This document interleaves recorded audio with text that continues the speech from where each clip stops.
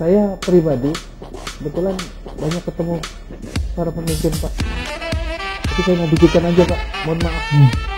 Itu beda tuh, sistem yang kayak gini beda, tenang banget. Kalau pemimpin ke depan mesti kayak gini nih. Sesaat lagi kita bersama Teras Channel.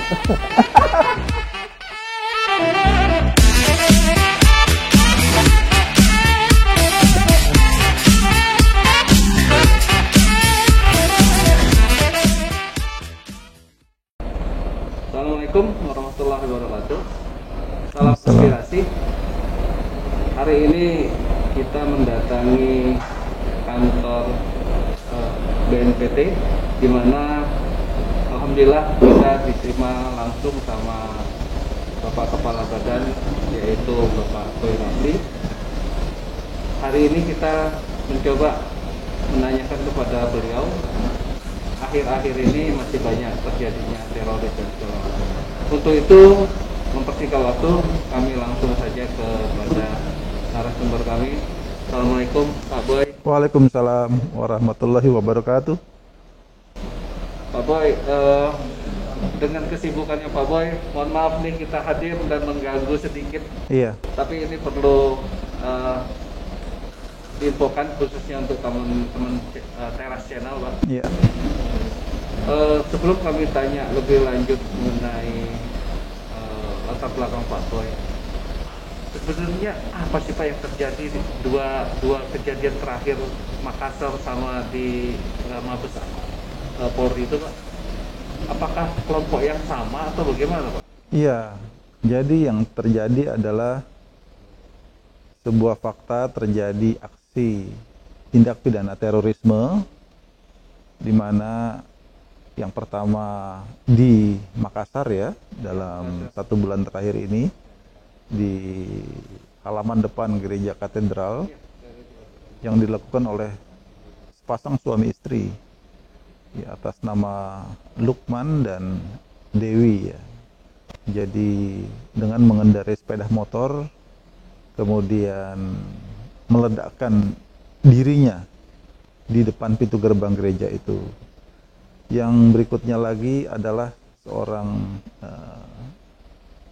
wanita muda ya, Zaskia Aini, itu berusia 25 tahun, yang masuk ke dalam halaman Mabes Polri dan kemudian melakukan sebagaimana layaknya seorang yang melakukan serangan ya, dengan bersenjata ya, dengan senjata yang coba dia acungkan kepada petugas yang ada di sana.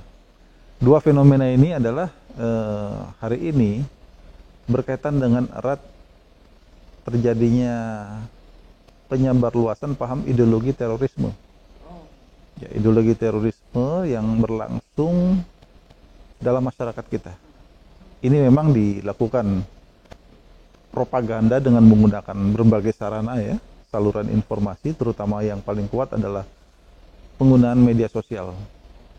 Jadi mereka berkarakter intoleran, kemudian menghalalkan segala cara termasuk upaya kekerasan ataupun ancaman kekerasan, kemudian di dalam aksi yang dilakukan itu seolah-olah sedang melakukan sebuah tindakan yang menurut mereka itu sebagai sebuah perbuatan jihad ya, yang tentunya ini adalah sebagai sebuah tindakan keliru ya, yang tentunya tidak sejalan dengan nilai-nilai agama dan nilai-nilai hukum yang ada di negara kita. Jadi dua peristiwa itu menggambarkan betapa dampak dari radikalisasi yang dilakukan oleh pihak-pihak yang mengusung ideologi terorisme. Dan ini juga terjadi di berbagai belahan dunia. Jadi fenomena ini tidak hanya yang kita lihat itu saja, tetapi setidak-tidaknya menggambarkan, mengingatkan kepada kita bahwa kita perlu terus meningkatkan kewaspadaan dalam masyarakat agar jangan sampai banyak nih, terutama kaum muda, mengalami hal yang sama, karena mereka terpapar ini kan dengan sebuah propaganda ya. Propaganda, narasi-narasi yang seolah mereka sedang melakukan sebuah perbuatan yang suci, perbuatan benar. Tetapi tentu ini adalah pemahaman yang disalahartikan ya. Dengan melakukan aksi kekerasan yang tentu tidak sejalan dengan nilai-nilai agama, nilai-nilai hukum yang berlaku di negara kita. Ya, kami kan melihat hal tersebut memang sekarang sebenarnya sudah cukup lama Pak ya, dari gereja yang Surabaya waktu itu Pak ya. Iya. Sudah cukup lama. Apakah ini juga memang satu aliran atau berbeda, tapi konsepnya hampir sama ya? Iya. Mereka adalah satu pemahaman dalam ideologi. Iya.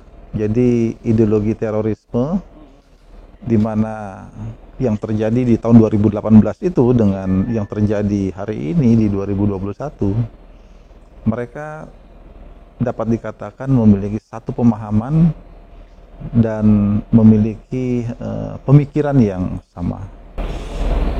Nih maaf Pak, sedikit saya jok dikit. Bapak waktu masih jadi Divhumas Polda Metro sama Humasnya Mabes, lebih ceria, sekarang kok agaknya lemes, karena puasa Pak? Oh. Apa karena stres kerjaan, karena teroris? Atau dulu kan Bapak agak ceria gitu Pak, di media massa. Kalau gitu. itu kan 10 tahun yang lalu, jadi umur masih muda. Oh gitu. Apakah sekarang beban kerjaan gitu Pak? Beban enggak? Enggak gitu. Bebannya dulu lebih berat. Lebih berat dulu? Banyak yang diurus kan? Oh gitu. Kalau ini kan hanya terorisme satu. Oh gitu. Tapi kata mungkin masanya saat Bapak pejabat kena begini kali Pak ya? Iya, jadi mengurus terorisme kita bisa lebih fokus ya, satu masalah. Kalau ketika masih bertugas di kepolisian banyak masalah yang diurus. Begitu. Banyak, bervariasi. Nah Pak, masyarakat ini mungkin Bapak bisa tolong jelaskan kepada teman-teman khususnya halayak muda. Iya. Ini koordinasi antara badan sama kepolisian itu gimana sih Pak? Ada BNN, ada BNPT, terus apa lagi gitu. Apakah nanti Bapak juga, bagaimana tindakan untuk langsung ke action ya, misalnya? Iya. Jadi Badan Nasional Penanggulangan Terorisme ini dibentuk ya, diawali dulunya tuh pasca peristiwa bom Bali 2002, itu pemerintah membentuk Des Anti Teror. Des Anti Teror ini berlangsung, seingat saya itu dimulai 2003 sampai 2009 ya. Kemudian 2010 itu lahir BNPT. Jadi BNPT ini dibentuk sebagai upaya dalam mempersatukan ya sumber daya yang dimiliki oleh negara di dalam menghadapi ancaman terorisme. Jadi sumber daya siapa saja? Sumber daya yang dimiliki oleh kementerian lembaga, sumber daya yang dimiliki oleh masyarakat. Dalam hal ini kita bekerja sama dengan lebih dari 38 kementerian lembaga dalam aspek pencegahan ya. Dalam aspek pencegahan kita melibatkan berbagai instansi, kementerian, lembaga, civil society, dan juga seluruh elemen masyarakat. Karena dalam hal pencegahan ini kita harus totalitas, melibatkan semua pihak. Dalam hal yang sifatnya penegakan hukum, misalkan dalam proses penyidikan tindak pidana terorisme, tetap dilakukan oleh penyidik Polri. Polri dalam hal ini yang sudah organisasi dibentuk itu adalah Densus 88. Jadi penyidikannya melekat pada institusi kepolisian. Dalam hal pencegahan, kami mengkoordinir seluruh kekuatan, termasuk dari unsur TNI dan Polri. Dalam hal jika diperlukan sebuah tindakan yang memerlukan sinergi ya, antara TNI dan Polri. Jadi kuncinya sebenarnya badan ini sebagai koordinator gitu. Ya, mengkoordinir, merumuskan merumuskan kebijakan strategi dalam upaya penanggulangan terorisme. Kalau ibaratnya pembinaan kepada anak-anak SMA segala macam itu masuk sini Pak ya? Termasuk, karena itu bagian dari upaya pencegahan. Dalam pencegahan itu mulai dari kalangan anak pelajar ya, SMA, universitas, juga ya pokoknya. Ini pondok pesantren. Kita nggak lebih santai dikit nih. Sebenarnya kalau dari posisi Pak Boy pribadi, ibaratnya kalau sekarang ini Bapak lebih was-was, lebih deg-degan atau dibanding zaman mungkin Bapak pernah di wilayah di Papua, bagaimana dalam hal tugas atau misalnya ibaratnya tidur, enakan tidur di mana Pak? Di BNPT ini kan Bapak deg-degan kalau ada apa yang tidak diduga. Ya kalau tidur ya tidur, Maksudnya tetap di mana Pak? sama aja. Karena kan udah terbiasa ya. Terbiasa. Di kepolisian banyak menghadapi masalah, terutama di bidang gangguan keamanan ya. Termasuk kan di dalamnya adalah masalah terorisme.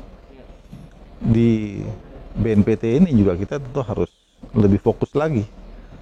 Jadi tinggal kita mengatur ritme waktu saja. Artinya memang kalau saat kita harus istirahat, kita istirahat. Tapi kalau kita saat bekerja ya kita harus fokus bekerja. Karena yang pekerjaan ini memerlukan keseriusan ya. Memerlukan upaya membangun semangat kerjasama di antara seluruh komponen bangsa agar ada semacam keterpaduan sehingga para penganut paham ideologi terorisme itu tidak berkembang di negara kita, dalam masyarakat kita. Demikian. Nah kalau misalnya yang dikatakan pendahulu polisi yang zaman dulu itu apakah memang masih ada Pak? Baik ISIS maupun JAD di Indonesia ini apakah sudah diminimalkan atau memang ini kan Pak? Iya. Dua organisasi teroris di dunia yang di dalam wilayah Indonesia itu istilahnya itu termasuk yang terkena dampak ya. Itu adalah propaganda dari Al-Qaeda dan ISIS. Dua organisasi ini sangat berdampak terhadap kondisi di negara kita. Contohnya peristiwa bom Bali ya. Yang pertama itu tahun 2002 pada tanggal 12 Oktober ya. Itu adalah akibat dari propaganda dan juga sel-sel dari Al-Qaeda yang mereka memang merencanakan kegiatan ini sejak beberapa waktu sebelumnya. Demikian juga rangkaian berikutnya lagi. Bom Bali yang kedua tanggal 1 Oktober tahun 2005. Kemudian juga sebelumnya ada peristiwa di depan Kedutaan Besar Australia di Jalan Rasuna Said. Ada lagi 5 Agustus tahun 2003 di Hotel Marriott Mega Kuningan. Ya, kemudian ada lagi di Mega Kuningan juga pada tahun 2009-nya. Jadi itu adalah rangkaian yang mereka rencanakan. Propaganda dari pengaruh jaringan teroris Al-Qaeda terhadap sel-sel yang ada di Indonesia. Yang di Indonesia ini kemudian melakukan perekrutan. Kan mungkin ada tokoh-tokoh dari negara tetangga yang pernah diketahui kan, yaitu Azhari dan Nurdin M-Top. Itu termasuk yang melakukan upaya perekrutan terhadap anak-anak muda pada waktu itu. Kemudian juga ISIS itu didirikan juga oleh ex petinggi Al-Qaeda, namanya Abu Bakar al-Baghdadi. Jadi sejak 2013 itu telah merekrut dari berbagai belahan dunia dan bahkan dari Indonesia sendiri yang berangkat akibat propaganda mereka ke Syria itu ada 1.200 lebih. Dan hari ini di antara mereka separuh lebih itu masih dalam kamp penahanan dan pengungsian. Di pengungsian terutama adalah wanita dan anak-anak. Itu mereka berangkat karena propaganda ISIS. Kejadian-kejadian peristiwa di dalam negeri juga itu atas dasar rencana-rencana yang dibangun oleh ISIS, yang mereka katakan apabila tidak dapat ikut bergabung dengan mereka di sana, dapat melakukan aksi ini di dalam negeri. Makanya di dalam negeri ini beberapa organisasi juga yang dinyatakan langsung berhubungan dengan ISIS itu seperti Jamaah Ansarud Daulah. Jadi inilah yang beberapa peristiwa merencanakan merekrut pihak-pihak yang akan berangkat ke Syria maupun yang melakukan perencanaan aksi-aksi teror di dalam negeri. Jadi itu gambarannya. Jadi mereka sudah ada sejak lebih dari sekitar 20 tahun lalu. Sudah ada sel-sel itu tumbuh dalam masyarakat. Tapi itu adalah pengaruh dari organisasi teroris. Di Indonesia ini sudah selesai kali Pak ya? Rata-rata semuanya sudah ditangkap, sudah menjalani proses hukum. Kalau di dunia, tokoh yang terkenal itu dari Al-Qaeda adalah Osama bin Laden. Itu adalah. Kemudian wakilnya itu adalah Abu Bakar al-Baghdadi yang kemudian dia mendirikan organisasi ISIS itu. Ya. Baik teman-teman, kita akan kaji lebih lanjut tentang Pak Boy. Sementara Pak Boy salah satu kemarin ya kita tahu salah satu calon terkuat Kapolri, dan kita akan coba menggali lebih dalam beliau. Sesaat lagi bersama Teras Channel. Oke, kita kembali lagi ke Teras Channel dan kita lebih banyak menggali, berbincang dengan Pak Boy Rafli, di mana masih seputar mengenai terorisme. Pak, kita udah distancing nih Pak, izin kita buka. Oh iya, iya. Karena sudah ini tadi ya. Iya. Jarak kita udah cukup berjauh Pak. Ya. Pak Boy, ini pesan dari teman-teman anak muda. Mereka mengatakan begini, apabila menemukan teman yang sudah terpapar, karena kan dalam 2 terakhir itu kan sempat ada headline nih Pak. Iya. Bahwa wanita dan anak muda itu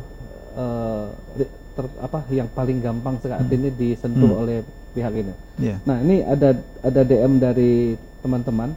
Bagaimana jika ada teman yang terpapar terorisme, apa yang mereka harus lakukan? Misalnya saya nih Pak, ada teman saya yang terorisme. Tapi ini anak muda nih, anak SMA nanya sama mahasiswa nih. Yeah. Ini apa yang harus dilakukan? Mungkin Bapak bisa kasihkan tip-tip atau pesan gitu Pak. Ya, memang pertama terorisme itu dia lebih cenderung menyasar kepada kalangan muda. Kalangan muda Pak ya? Ya, karena memang anak-anak muda itu istilahnya itu target potensial ya, untuk mereka jadikan menjadi bagian dalam aksi serangan. Apalagi anak muda itu kan tipikalnya pemberani, idealis, dan kemudian memiliki semangat ya untuk cepat mewujudkan apa yang dia yakini sebagai sebuah kebenaran. Nah, di dalam mempengaruhi kalangan anak muda, sel-sel jaringan terorisme kecenderungannya dia ingin agar apa yang digagas, apa yang diinginkan itu bisa dieksekusi. Jadi anak muda inilah yang akhirnya kebanyakan menjadi, dalam tanda petik itu dalam istilah saya, menjadi korban propaganda. Iya. Nah, itu juga tentu bukan tidak mungkin diketahui oleh kawan, keluarga ya. Teman-teman gitu. Ya, teman-teman itu bisa mengetahui, terutama dari perilaku ya. Dia mungkin wataknya sudah menjadi intoleran. Intoleran. Artinya dia cepat menyalahkan orang lain.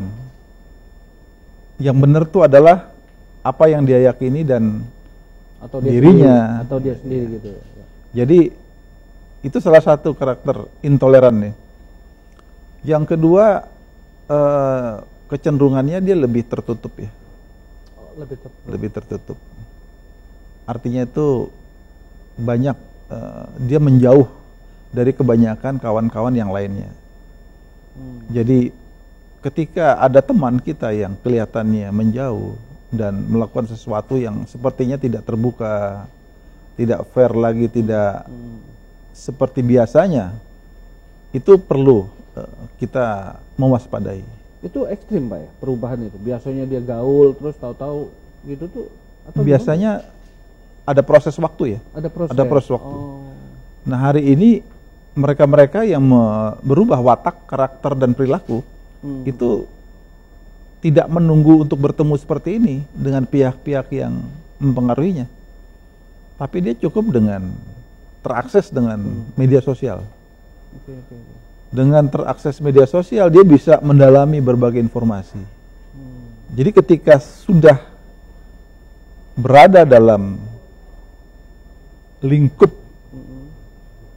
informasi yang berkaitan dengan narasi-narasi yang dibangun oleh kelompok jaringan terorisme, biasanya dia sudah seperti keasikan gitu. Dia menyelami, mendalami, kemudian itulah yang lambat laun merubah alam pikiran. Dan ketika alam pikirannya sependapat dengan apa yang dia dapat dari media sosial ataupun melalui tatap muka, dia mulai mempersiapkan rencana-rencana. Apakah itu dibantu oleh orang-orang yang memang mencoba merekrut mereka, mempengaruhi mereka, atau dia mempersiapkan dirinya sendiri. Misalkan mulai mencari sarana atau alat yang dia yakini dapat mendukung aksinya. Oh, jadi ada strukturnya juga. Bisa aja dia sebagai TOT, trainer of training gitu, Pak. Ada TOT-nya atau dia juga pencari dana, belajar sendiri di media sosial. Misalkan apa, dia butuh senjata, dia cari senjata itu. Bagaimana cara membelinya? Kemudian dia butuh misalkan senjata tajam untuk digunakan sebagai alat untuk melakukan kekerasan. Dia lengkapi dirinya sendiri. Atau dengan sistem mentoring tadi. Mentoringnya menyiapkan segala sarana, memberikan edukasi, membangun sebuah komunikasi yang isinya sebenarnya itu adalah semacam doktrin kepada yang bersangkutan. Baik, Pak. Ini Pak, agak motong sedikit Pak. Dalam arti sebenarnya Polri ataupun BNPT sudah mengetahui Pak bagaimana cara mereka mendoktrin atau membrainwash gitu, sudah paham itu Pak ya? Iya. Dan akhirnya pasti ada dari BNPT ataupun Polri istilahnya cuci otak ulang lagi ya, reschedule lagi gitu ya, ada tuh Pak ya, konsep kayak gitu Pak ya? Ini kan seperti virus ya, virus. Ya. Jadi dia hinggap dalam pikiran masyarakat itu bisa cepat sekali. Dalam suatu kurun waktu kita menghadapi peristiwa seperti yang terjadi di Makassar dan di Jakarta. Tapi di periode berikutnya virus ini menjalar terus. Seperti virus corona, COVID ya, 19 ini. Oh, cepat penjalan. Dia terjadi mutasi virus. Nah, virus radikal intoleran yang merupakan karakter dari ideologi terorisme itu, dia juga bermutasi cepat sekali. Jadi ya tentunya itulah yang harus menjadi kewaspadaan kita. Jangan sampai virus pemikiran dari ideologi terorisme ini hinggap di keluarga kita, masyarakat kita, lingkungan kita, saudara-saudara kita ya. Jadi kita memang harus perlu kebersamaan untuk mencegah agar virus radikal intoleran ini tidak hinggap dalam pikiran alam pikiran masyarakat kita. Teman-teman, tadi salah satu yang digarisbawahi oleh Pak Boy, apabila di temanmu ada yang menjauh ya Pak ya, terus suka nyalain orang, kalau baperan nggak Pak ya? Baper kalau bahasa Arab udah sekali baperan gitu nggak Pak ya? Baper itu bisa menjadi sarana juga yang mendukung. Sarana juga. Ya, menjadi bersikap intoleran. Intoleran. Jadi kalau ada temanmu yang intoleran, terus langsung menjauh, hati-hati dah tuh. Nah sekarang nih Pak, sebagai mahasiswa atau apa, kemana ya Pak? Apakah ngirim SMS ke BNPT atau ada sarana khusus? Curigain lah nih misalnya ada juga mungkin tetangga kita, sarana itu udah dibentuk loh Pak ya, sarana pelaporan. Ya, kita ingin program pencegahan ini kan totalitas ya. Jadi semua masyarakat ini ada program kesiapsiagaan. Iya. Jadi kesiapsiagaan itu bukan yang siaga itu hanya petugas aparat negara saja. Iya. Kalau dalam lingkungan instansi masing-masing. Iya. Di dalam kampus paling tidak seluruh tenaga didik, rektor, wakil rektor, setidak-tidaknya juga ikut membantu mewaspadai. Artinya ada cegah dini ya, yang harus bisa dilakukan dengan memberikan sebuah edukasi dan juga bisa bekerja sama dengan aparat yang terdekat, aparat kepolisian atau bahkan mungkin di dalam lingkungan kampus, lingkungan sekolah dengan penginderaan dini terhadap potensi seperti itu sudah melakukan upaya-upaya dengan melakukan pemanggilan, mengajak mereka untuk berdiskusi, mengingatkan kembali kepada seluruh peserta didik, kepada masyarakat bahwa kita perlu waspada terhadap adanya pengaruh-pengaruh ya, paham radikal intoleran yang memang sengaja dikembangkan oleh pihak-pihak tertentu agar menimbulkan semacam friksi dalam masyarakat, menimbulkan semacam permusuhan yang memang tujuan besarnya menginginkan adanya semacam gangguan ya, stabilitas keamanan di negara kita. Jadi ini dapat dilakukan secara parsial dalam lingkungan masyarakat, RT RW bisa berperan. Artinya kita tidak cuek gitu saja, karena pihak-pihak yang terkait pun termasuk mereka yang melakukan perencanaan aksi bisa berbaur dengan masyarakat, bahkan bertempat tinggal di dalam lingkungan masyarakat. Di lingkungan sendiri. Masyarakat tidak paham bahwa orang tersebut ternyata memiliki rencana-rencana berkaitan dengan kejahatan terorisme. Jadi kepekaan masyarakatlah hari ini yang kita harapkan, sehingga setiap ruang dalam masyarakat itu tidak ada tempat bagi mereka yang ingin mengembangkan pemikiran radikal intoleran. Karena itulah cikal bakal terjadinya perbuatan tindak pidana terorisme. Iya. Ini nih Pak, ada juga pesan dari teman-teman nih. Kalau misalnya dari pihak sekolah ataupun universitas pengen ngundang Bapak, kalau Bapak yang ngomong pasti mahasiswa pasti seneng Pak. Kalau ngomongnya begini, kalau yang ngomongnya berkumis gitu kan, meskipun mereka ada. Tapi kalau Pak Boy ngomongnya santai, udah itu juga pasti mahasiswa bilang ganteng tuh ganteng katanya. Itu boleh nggak Pak? Boleh. Mahasiswa boleh. atau pesantren ngundang, nulis surat kemana tuh Pak? Sangat boleh. Nulis surat ke BNPT langsung kepada boleh? kita. Kadang-kadang kan pemberitahuannya melalui WhatsApp aja. WhatsApp aja. Nah itu dia tuh. Karena begini, di masa pandemi ini banyak pertemuan itu kita lakukan dengan cara daring, webinar ya, daring. Oh, webinar. Jadi berbagai universitas itu buat webinar, ya sedapatnya kita hadiri. Siap, kalau gitu. Jadi tidak harus kita hadir ke kampus, tapi nanti ketika dimungkinkan ya, kita kumpul lagi, kita hadir secara fisik. Secara fisik. Pasti orang pasti mudah-mudahan cepat selesai pandemi ini. Baik teman-teman, tadi udah ada janji dari Pak Boy, boleh lu undang dah tuh, mau undang, mau WA, mau apa ke BNPT, Pak Boy insya Allah akan hadir. Tapi nanti setelah pandemi, kita tunggu saat lagi. Kita balik lagi ke Teras Channel. Nah, baru dapat bocoran bahwa Pak Boy ini lahir dan besar di Jakarta. Berarti beliau adalah anak Jakarta, tapi mungkin sukunya yang ngaki. Iya. Nggak tahu Pak, orang bilang sukunya Bapak masih mirip-mirip Sarukan Pak, katanya gitu. Itu gua demen nih, udah mulai senyum.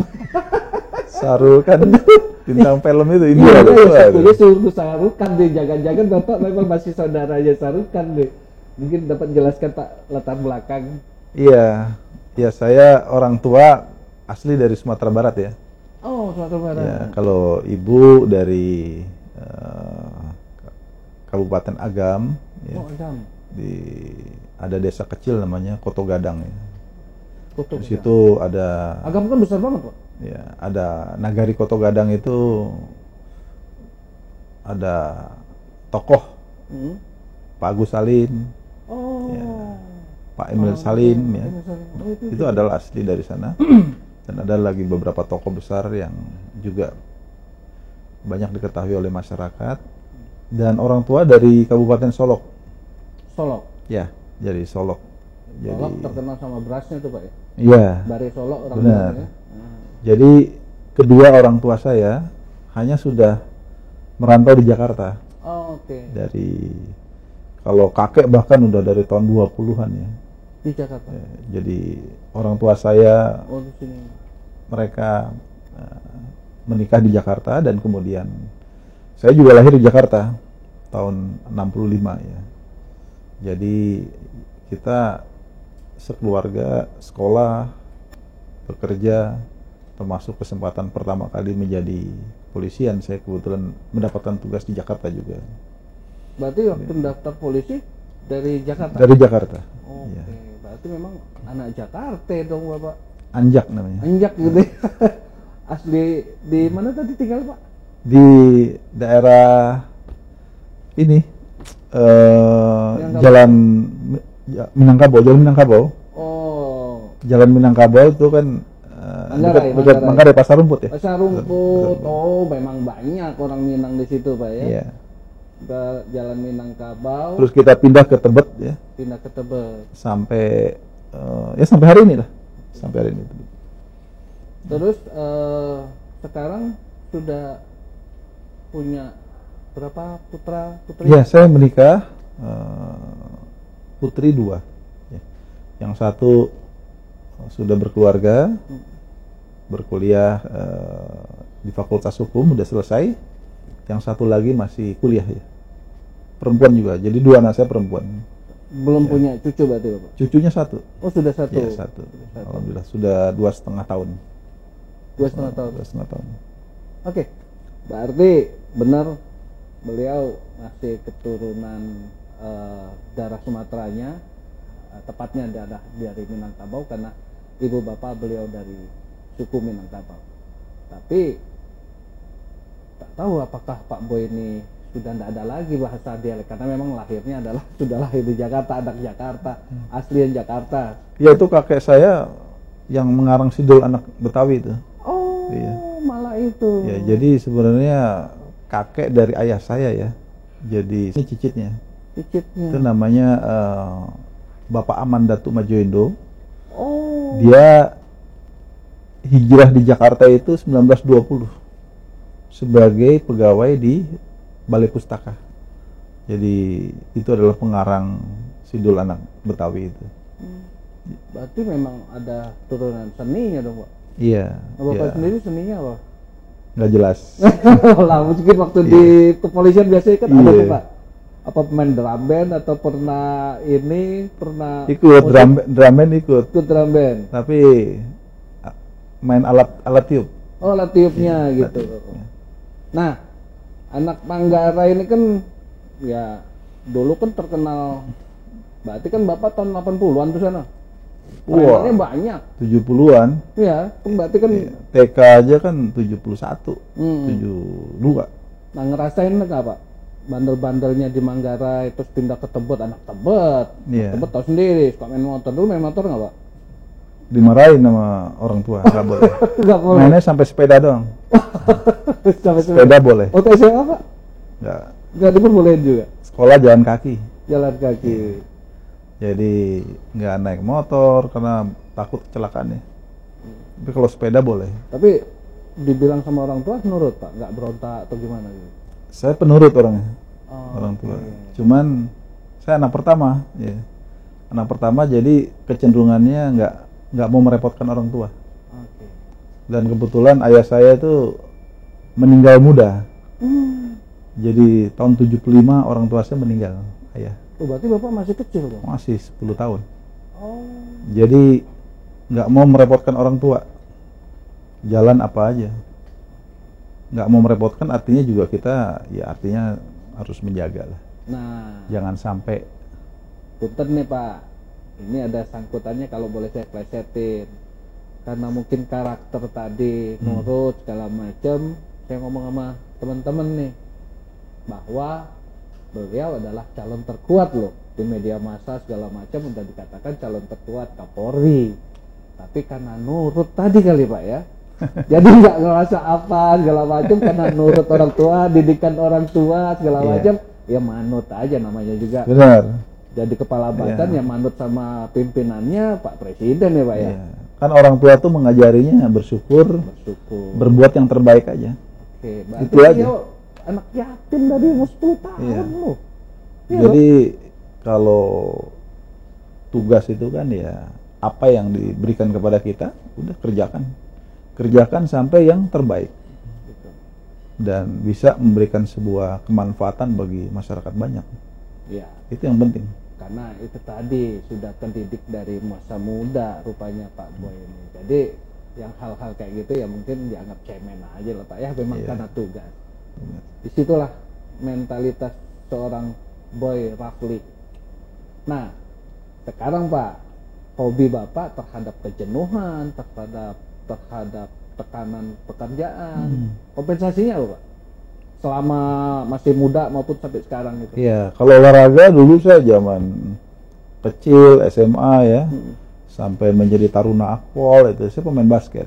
Oh, Bapak pemain basket. Saya pemain basket tim ya, tim inti basket, mulai dari SMP lah, SMA sampai di akpol itu. Udah kemari kita lebih banyak jalan kaki dan sepeda. Oh, yang pegang sepeda. Itu masih aktif Jadi sekarang Pak? masih. Jadi hobi saya itu trekking aja, cari rute-rute yang suasananya alamnya bagus ya. Sepeda juga begitu. Kita main sepeda. Jadi lebih dampak untuk kebugaran tubuh aja. Pak, sedikit tips nih. Lebih besar tekanan terhadap zaman dulu nih sebelum Bapak jadi pimpinan lah Pak, sebut masih zaman belum jadi pimpinan. Sebenarnya pernah nggak Bapak merasakan lebih berat tekanan terhadap pimpinan atau menerima tugas? Sebenarnya beratan mana Pak? Pressure dari pimpinan atau menerima tugas misalnya harus ngejar apa zaman dulu? Di dalam operation itu di mana Pak lebih beratnya? Lebih berat itu tanggung jawab terhadap pekerjaan. Tanggung jawab terhadap pekerjaan. Jadi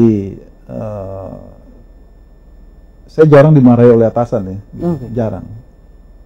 Kayaknya nggak pernah. Artinya dalam hal yang tertentu saja mungkin sifatnya mengingatkan ya.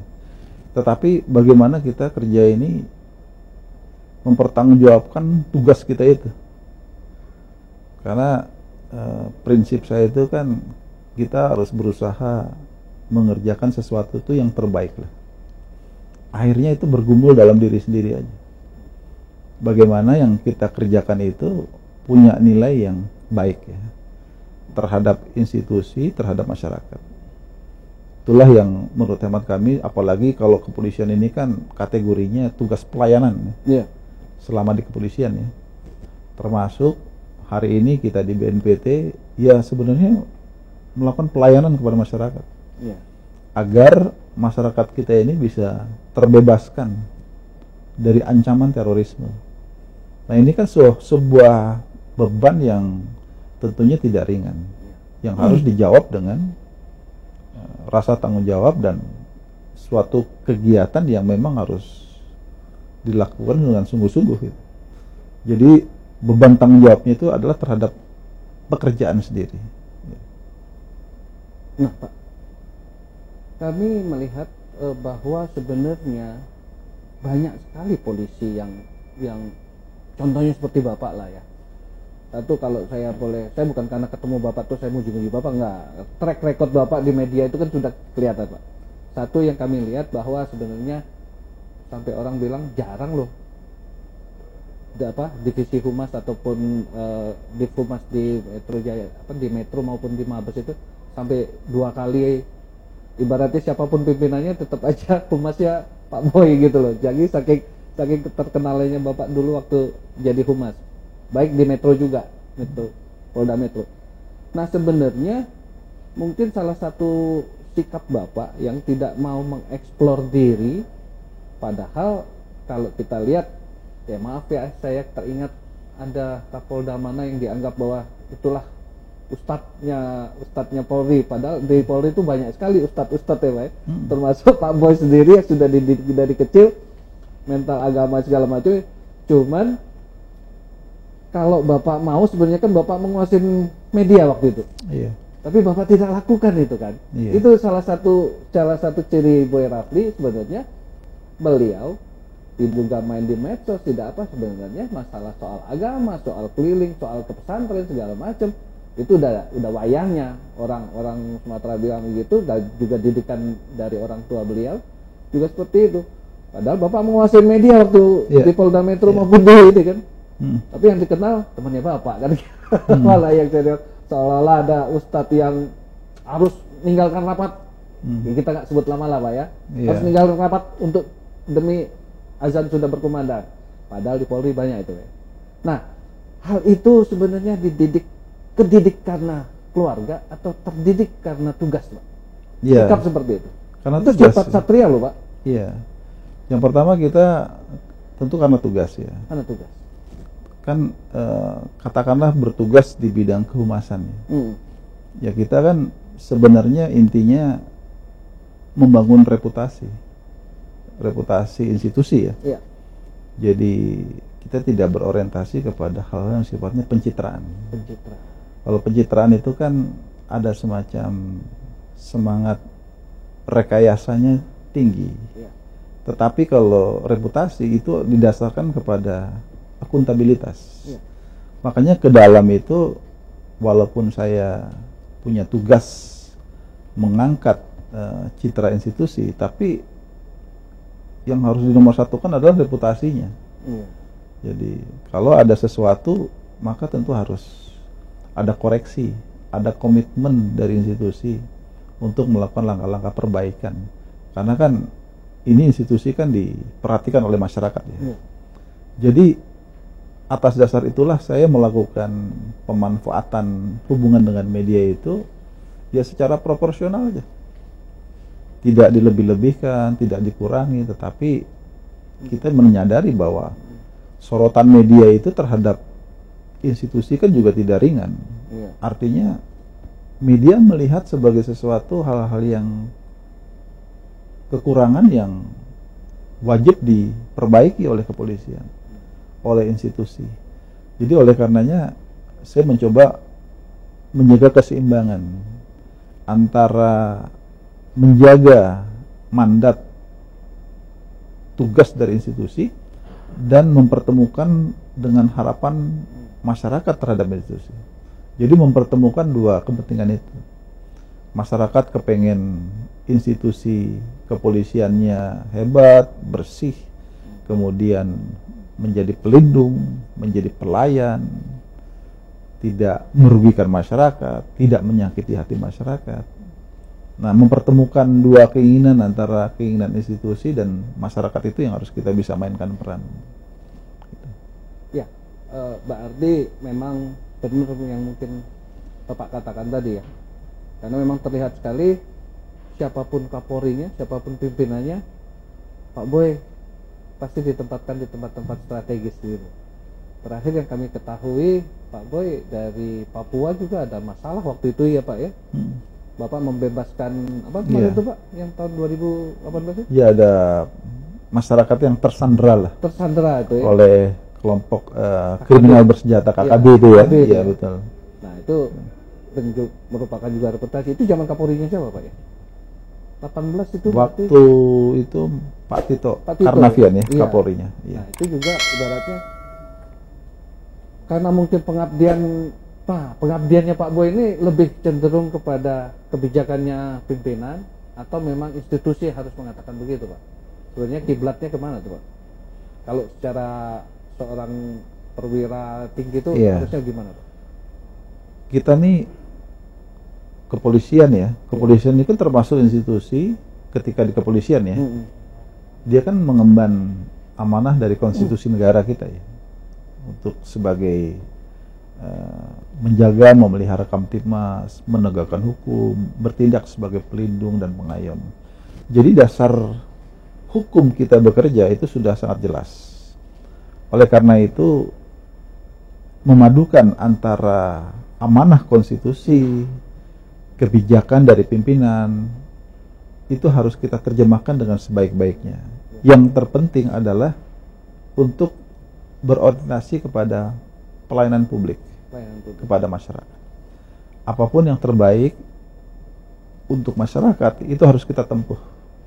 Jadi tentu kita harus bisa menilai, melihat kondisi objektif yang terjadi dalam masyarakat dan apa yang menjadi kepentingan masyarakat dari kehadiran institusi kita.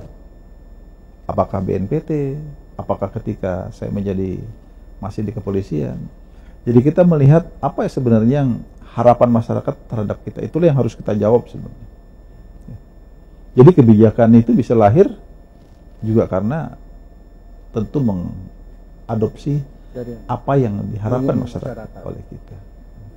Baik Pak Boy, kalau boleh tahu apakah di BNPT ini boleh dalam kondisi harus polisi aktif atau bisa juga tidak, yang sudah pensiun, Pak? Ya, untuk seluruh petugas kepolisian yang dipekerjakan di BNPT umumnya adalah yang masih berdinas aktif. Oh, masih aktif ya gitu. Termasuk dari teman-teman dari TNI ya. Oh, itu Dan ada di sini ya? ada. Gabung sini. Dan kita di sini TNI, Polri, dan demikian juga dari ASN. Oh, ada. Dan ASN mayoritas. Hmm. Kita mayoritas ASN itu bisa di angka 400 personil ya, Banyak, Pak. dari pegawai negeri ya, yang direkrut oleh BNPT sendiri. Jadi kita sudah 4 tahun terakhir ini melakukan perekrutan terhadap anak-anak muda potensial Oke. dari berbagai latar belakang disiplin ilmu, dan mereka kita tugaskan di beberapa unit kerja yang ada di bawah kita. Oke. Berarti apakah ada struktur ibaratnya tuh di dalam BNPT ini juga, karena perlu juga informasi, menyebarkan juga intel gitu, ada juga, Pak? Benar? Ada juga ya? Jadi aktivitas intelijen. Aktivitas Jadi intelijen. kita punya unit khusus berkaitan dengan tugas intelijen. Kita juga punya unit khusus untuk melakukan deradikalisasi Deradikalisasi ya, ya. terhadap terutama adalah terdakwa, napiter, narapidana terorisme, dan napiter. ex narapidana terorisme. Jadi program-program deradikalisasi itu secara berkesinambungan dari tahun ke tahun kita lakukan. Kita juga melakukan pembinaan program terhadap para penyintas kejahatan terorisme. Kemudian juga aktivitas kita adalah melakukan kontraradikalisasi.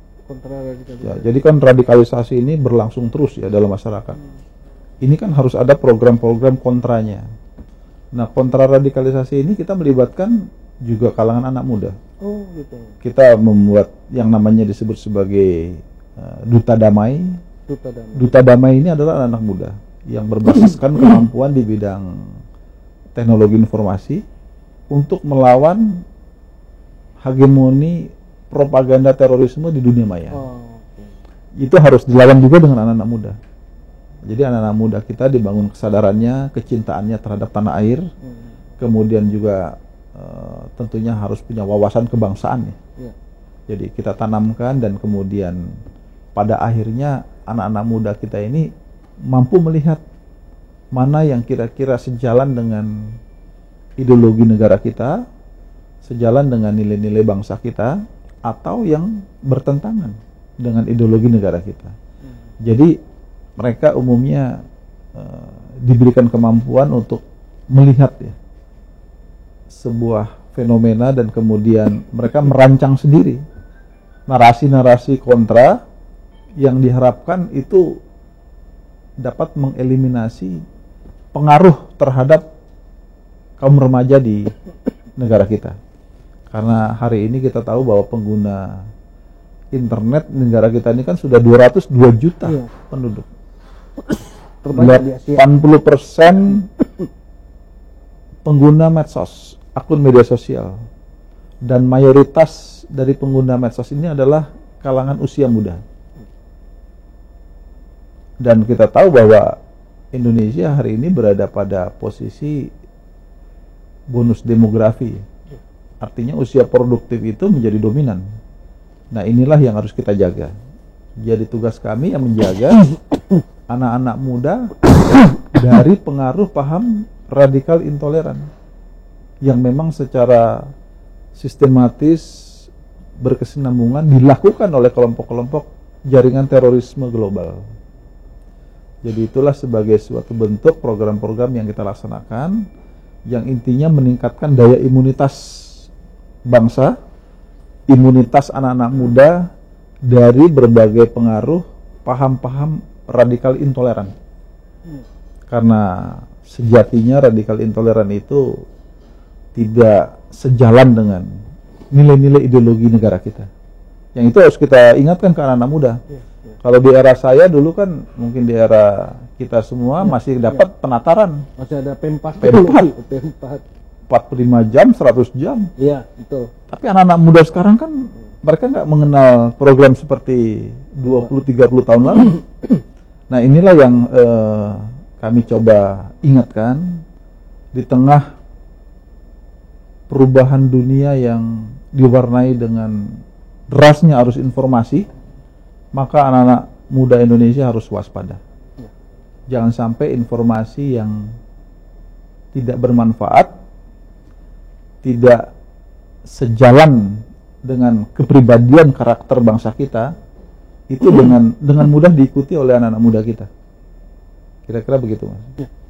Jadi sebenarnya aksi radikalisme ataupun aksi pengeboman segala macam itu hampir mirip seperti gempa bumi, Pak, ya, nggak bisa diprediksi sebenarnya. Iya. Tapi kita bisa mungkin dari pihak pemerintah hanya mencoba pencegahan tadi, pembinaan tadi. Gitu. Sementara hari ini pun ada ketangkap lagi tuh, Pak, dari Densus. Itu berarti kan terus menerus gitu ya, terus menerus. Tapi di luar itu pun sebenarnya ada yang tidak diketahui, seperti tahu-tahu yang datang ke Mabes Polri itu ya, Pak. Iya.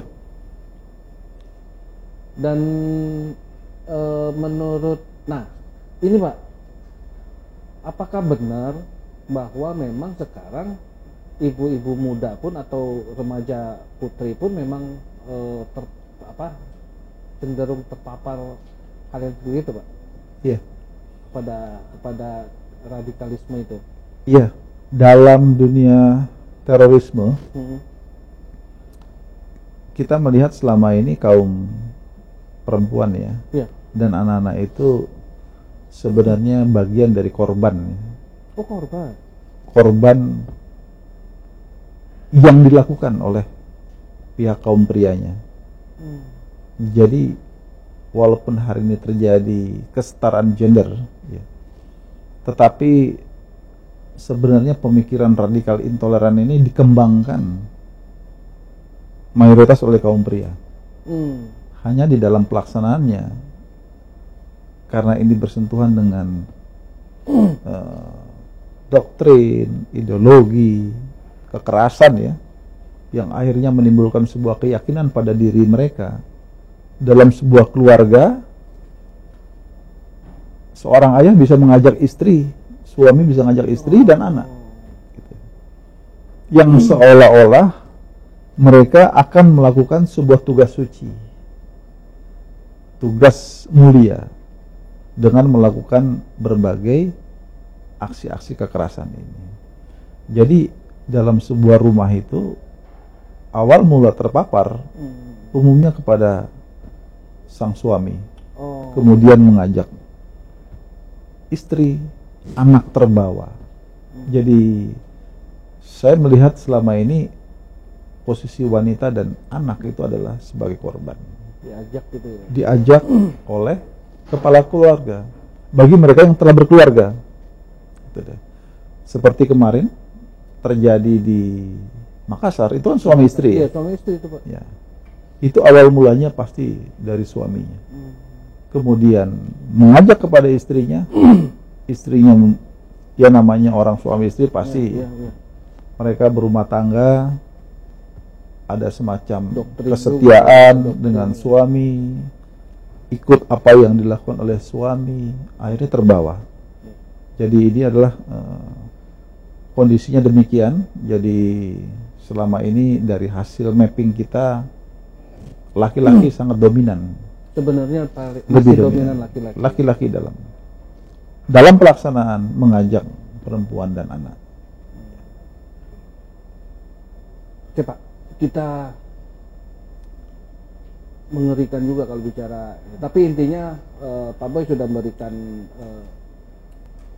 benang merah lah bahwa jika terjadi sesuatu sama teman-teman atau melihat teman-teman, jangan sungkan-sungkan hubungi pimpinan ataupun hubungi polsek setempat gitu ya, Pak ya. Yeah. Dan beritahu bahwa ini ada sesuatu. Orangnya akan pasti jadi menyalahkan orang lain. Ingat tuh, nyalain orang lain salah satu indikasi itu.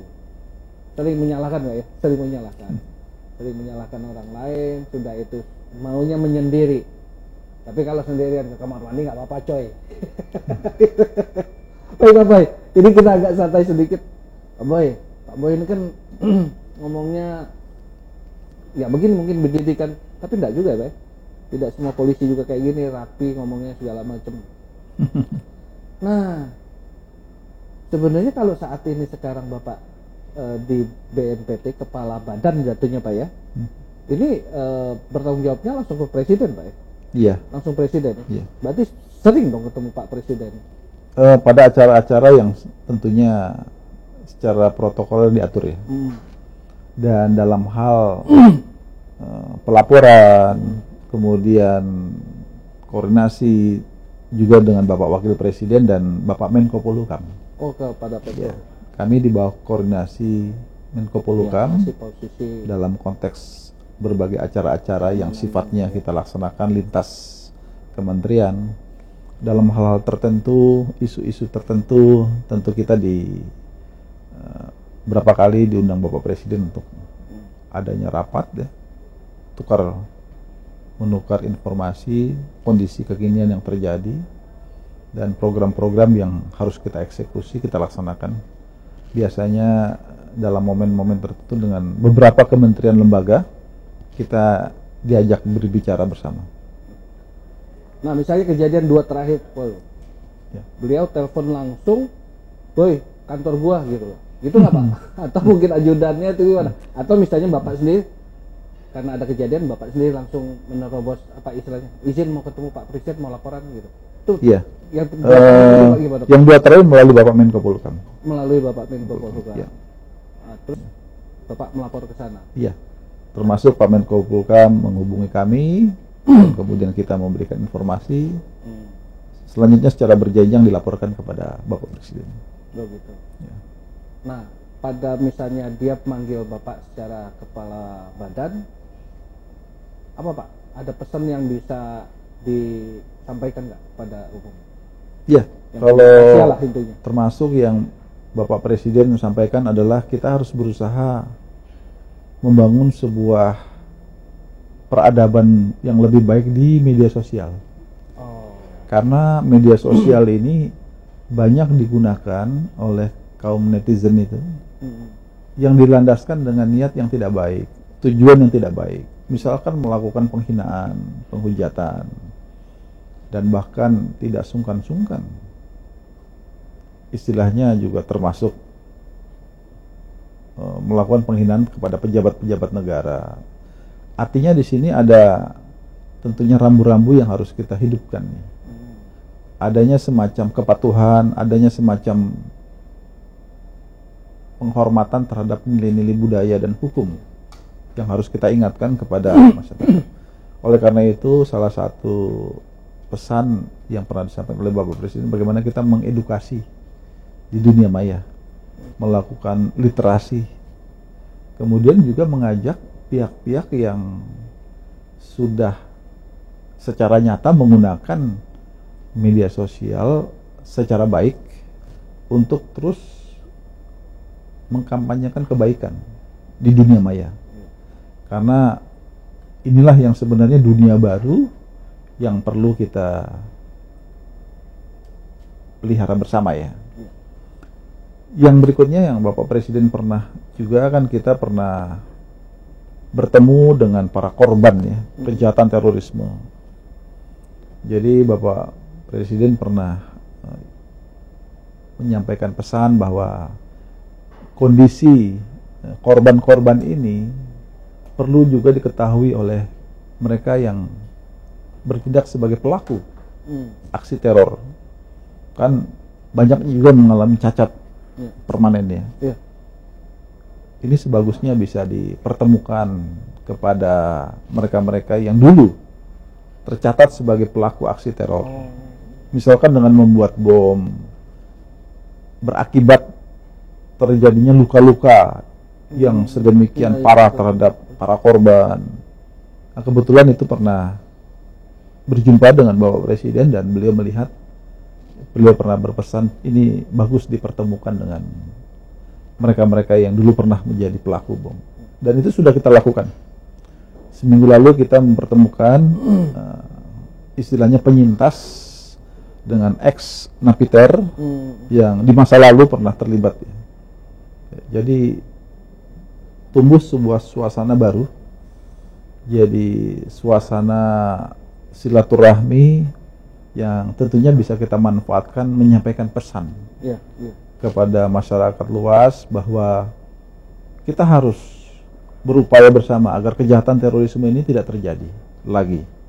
Karena kita tahu bahwa kejahatan terorisme menimbulkan korban bukan saja secara fisik, lahiriah, tapi secara psikis bisa merusak masyarakat kita, terutama mereka yang menjadi korban kejahatan ini. Itu bisa kita lihat dari komunikasi kita, yang asesmen kita terhadap para korban, yang tentunya tidak mudah ya menghadapi cacat permanen yang memerlukan waktu yang tidak sepanjang hidupnya untuk mengatasi cacat yang dialami itu. Kira-kira seperti itu. Baik. Sebelum di segmen terakhir nanti kita akan tanya lebih dalam lagi mengenai Pak Boy.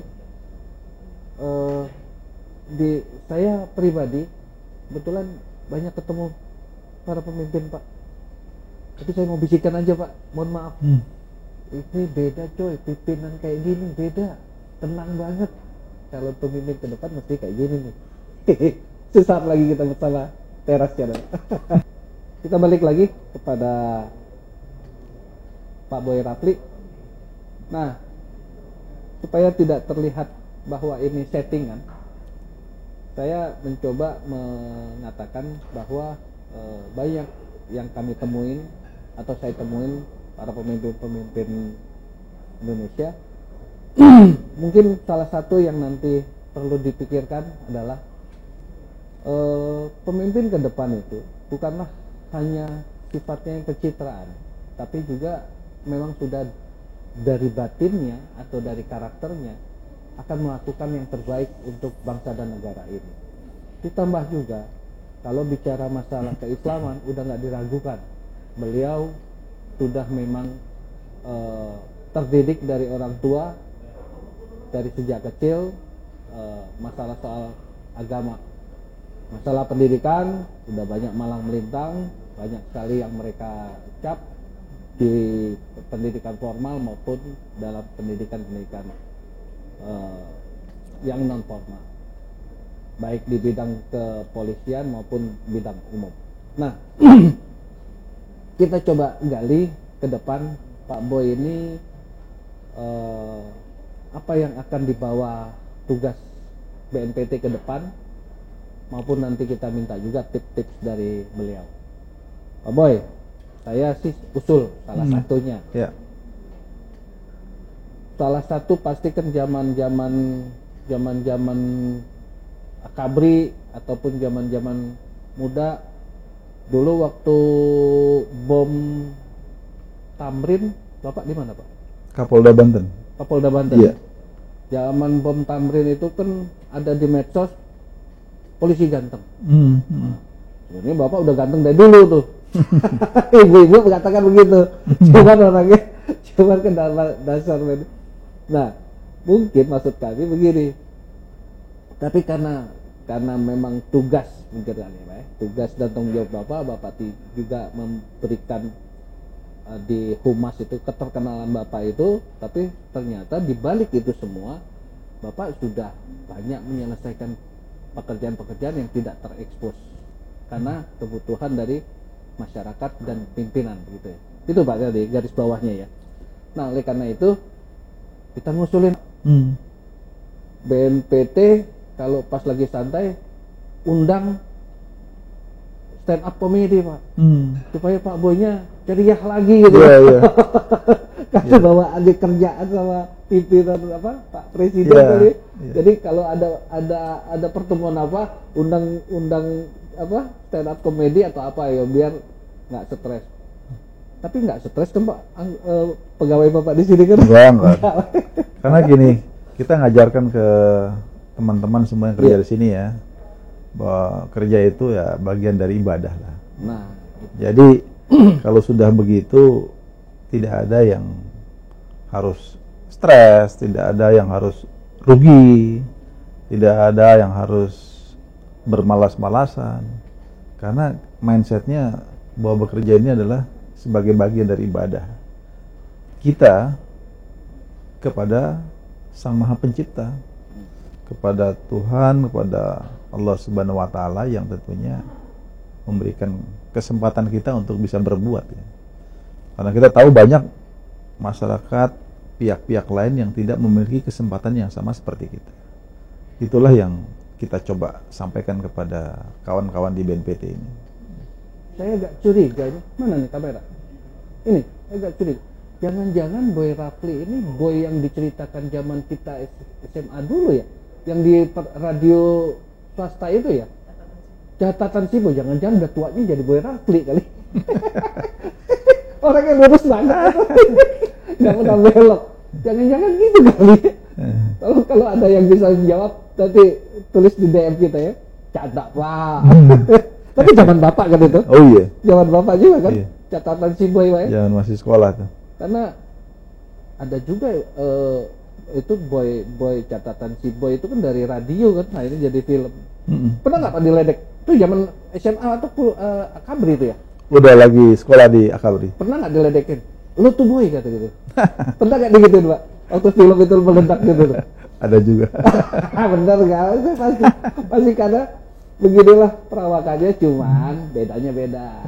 Beliau disuruh sama orang tuanya cuma sampai sepeda, kalau si Boy udah pakai mobil. Mobil deh. Kesederhanaan di sini, si Boy sederhana, itu Boynya agak sedikit rumahnya aja di Cikini, Pak ya. Baik Pak Boy. Nah, kita pengen sedikit yang tip buat masyarakat, khususnya anak muda nih Pak. Bagaimana Bapak, kalau mungkin tidak pandemi, Bapak mungkin udah keliling kemana-mana kali Pak ya, untuk menjelaskan kepada anak-anak muda ke kuliah segala macam ini karena masa pandemi aja gitu Pak ya.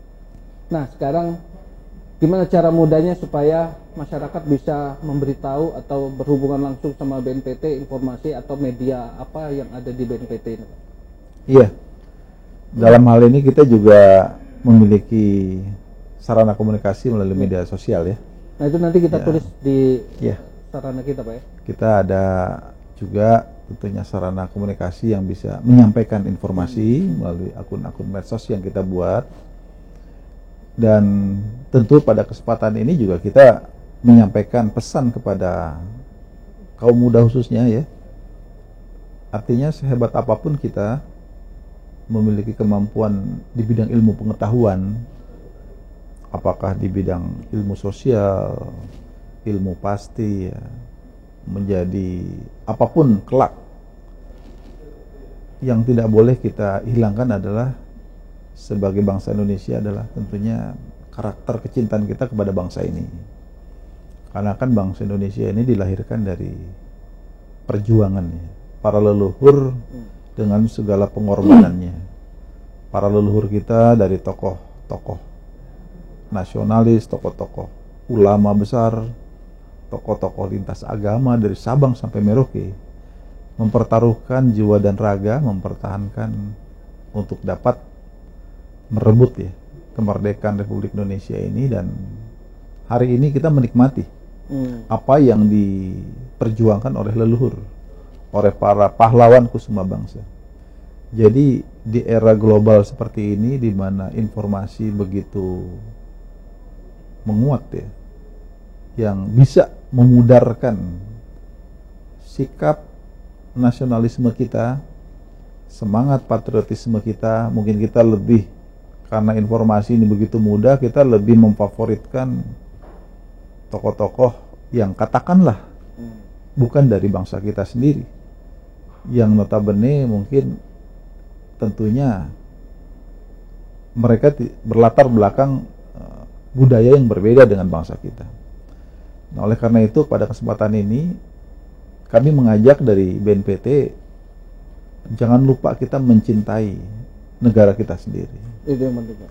Mencintai, memahami sejarah perjuangannya, memahami ideologi negara kita, dan kemudian tentunya kita memahami yang terbaik apa yang bisa kita berikan kepada negara ini. Jadi kita berharap regenerasi dari masa ke masa itu juga akan lahir pemimpin-pemimpin yang memiliki semangat nasionalisme yang tidak kalah, patriotisme yang tidak kalah dengan pahlawan kusuma bangsa di masa lalu. Karena tantangan ke depan tentu bukan semakin ringan. Tantangan ke depan adalah mungkin bukan lagi perang antar negara yang sifatnya simetrik, tetapi perang yang asimetrik, di mana musuh itu bisa jadi bentuknya itu dengan berbagai virus yang tidak kita ketahui, khususnya seperti virus radikalisme intoleran. Begitu juga dengan bahaya narkotika dan obat-obatan yang dengan sengaja bisa saja dimasukkan ke negara kita agar bangsa kita menjadi bangsa yang lemah dalam hal berpikir karena sudah kena pengaruh obat-obatan misalnya. Jadi ancaman-ancaman seperti ini adalah ancaman nyata ke depan yang anak-anak muda kalau tidak sadar dia akan menjadi generasi penerus yang tidak memiliki karakter sebagaimana yang dimiliki oleh karakter para leluhur kita. Karena untuk mempertahankan kekayaan Indonesia ini tentunya adalah karakter cinta kepada negara inilah yang harus dimiliki oleh kalangan pemuda-pemudi kita. Inilah yang harus kita jaga bersama. Dalam pertemuan kami dengan tokoh alim ulama ketika berkunjung ke pondok pesantren, juga kami sampaikan pesan seperti ini. Jadi bukan kepada pendidikan-pendidikan umum saja atau perguruan tinggi, tetapi ke kalangan pondok pesantren pun kami berpesan kita harus memiliki semangat sebagaimana kecintaan seperti leluhur kita, seperti juga ulama-ulama pejuang di negara kita yang mengedepankan prinsip hubul watan minal iman. Jadi kecintaan kepada negara itu adalah sebagian daripada iman. Hanya kekuatan itu yang bisa tetap menjaga keutuhan bangsa ini. Jadi NKRI dari Sabang sampai Merauke akan tetap utuh kalau karakter itu ada. Tapi kalau karakter kita sudah terpengaruh dengan budaya asing yang belum tentu sejalan dengan nilai budaya bangsa kita, maka semakin berat tentunya ke depan tantangan yang akan kita hadapi. Tetapi kalau karakter sebagai pemuda-pemudi yang cinta kepada negara, pengaruh paham radikal intoleran pun akhirnya tidak akan bisa masuk. Karena sejatinya bangsa Indonesia ini adalah bangsa yang toleran, bangsa yang cinta kemanusiaan, bangsa yang cinta semangat persatuan, bangsa yang senang dengan bermusyawarah, bangsa yang cinta dengan keadilan. Jadi itulah yang menjadi rumusan atau nilai-nilai inti dari ideologi negara kita yang oleh leluhur kita dipikirkan sebagai sebuah warisan ya, yang hari ini harus kita pelihara, kita jaga kelestarian kelanggengannya sampai kapanpun. Jadi mungkin itu yang dapat kami sampaikan khususnya kepada anak-anak muda kita ya. Tapi mungkin satu ada yang keinginan dari masyarakat juga Pak. Mungkin mereka sebenarnya bangsa Indonesia ini kan gampang nurut sebenarnya. Tapi memang tergantung dari pimpinannya kan gitu loh. Kalau pimpinannya ngajak begini atau mungkin keluarganya ngajak yang positif, mereka mau. Ini ada DM di Pak, di DM ke kita mengatakan khusus untuk ibu-ibu nih Pak, Bapak mungkin suatu saat akan diundang sama organisasi ibu-ibu atau perempuan gitu, untuk menjelaskan kepada mereka mengenai penanggulangan untuk anaknya atau untuk saudara-saudaranya. Berkenan Pak ya? Pasti. Ya, jadi ibu-ibu mesen gitu Pak. Pak Boy nanti kita undang ya di organisasi perempuan kira-kira begitu. Baik Pak Boy, terakhir pengalaman yang tidak bisa dilupakan apa Pak? Pengalaman baik dalam tugas ataupun dalam sehari-hari gitu, yang masih terpikir sampai sekarang Pak. Pengalaman waktu kecil ya? Iya. Kebetulan ini kan lagi zaman vaksin ya. Iya.